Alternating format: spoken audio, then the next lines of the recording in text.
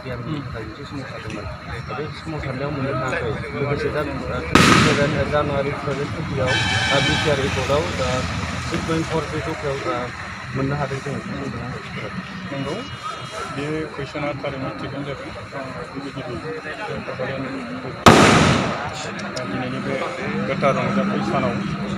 नोंथांमोननिसिम साबायखर बावहरनाय जाबाय बिसमुरि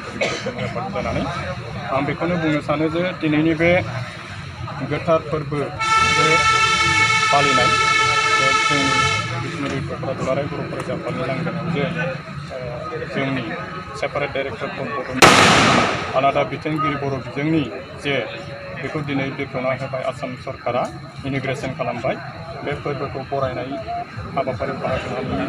मोननायजों लोगोसे नोंथांमोननि बे बुब्लिनि गेजेरजों फंनैसो आं बुंथिनो मोननाय नोंथांमोननिसिम साबायखर बावहरनाय जाबाय। नोंगौ जोङो बर' थुनलाइ आफाद आरो दुलाराय बर' फरायसा आफादा गोबाव समनिफ्राय जे जोङो सेपारेट डाइरेक्टर फर बड' मिडियाम बा बर' बिजोंनि आलादा बिथोनगिरिखौ आसाम सरकार आरो भारत सरकारनि गेजेराव दाबिबोबाय थादोंमोन दाबि दावा खालामबोबाय थादोंमोन नाथायबा थांनाय 27 जानुवारि 2020आव जेब्ला बिटिआर मोनसे सुक्ति जादों बर'फोरनि गेजेराव जेरै बर' सोमावसारारि आफाद दुलाराय बर' फरायसा आफाद एनडिपि मोनब्रै हानजा आरो बेजों बिटिअ गासै बर'फोरनि सोमावसारारि आफाद आरो भारत सरकार आसाम सरकार जथायै जेब्ला बे बिटिआर सुक्ति जादोंमोन बे बिटिआर सुक्तिनि 6.4 जे दफा बे दफायाव होनाय बायदि दिनै आसाम सरकारा जोंनि सेपारेट डाइरेक्टर फर बड' मिडियामखौ आबुङै मोगथां महरै बिथांमोनहा दिनै बेखेवनानै होबाय बिनि थाखाय आङो सिगां जोंनि आसामनि chief minister mister Sarbananda Sonowal sir आरो बेजों लोगोसे जोंनि इडुकेसन मिनिस्टार आसामनि मिस्टार डक्टर हेमन्त बिश्व शर्मा बिथां सारनिसिमबो आं बिसमुरि गुदि बर' थुनलाइ आफादनि जानानै नैबे जे फोरबोनि गेजेरजों बिथांमोननिसिम साबायखर बावबाय आरो बिथांमोनहा बिटिआरआव थानाय माखासे दफाफोरखौ जाहाथे आसाम सरकारा फारियै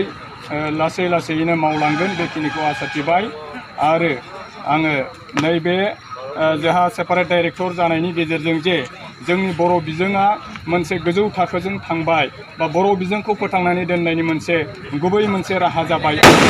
दिनै बुंगोन मानो होनोब्ला सेपारेट डाइरेक्टर दिनै जानायनि गेजेरजों जोंनि बर' फरायसाफोरनि बिजाबनि जेंना जोंनि बर' फरायसालिफोरनि फोरोंगिरिनि जेंना जोंनि बर' बिजोंनि फरायसालिफोरनि जिहेथु फोरोंगिरिफोरनि लांदां जानायनिहाय फुरन खालामजायाखै आसाम सरकारजों आरो बेनिखायनो दिनै जोंहा नैबे आलादा मोनसे बिथोनगिरि जे जों दिनै बेखेवजाबाय बेनि गेजेरजोंनो जोंनि बर' बिजोंनि जे हालोद मा होनो बेखौ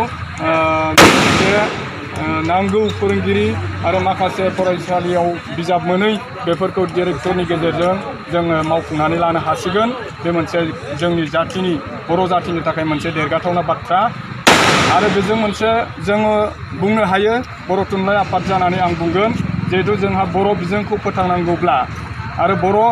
बिजोंनि फरायसालि जेराव जोंहा गैया दिनैसिम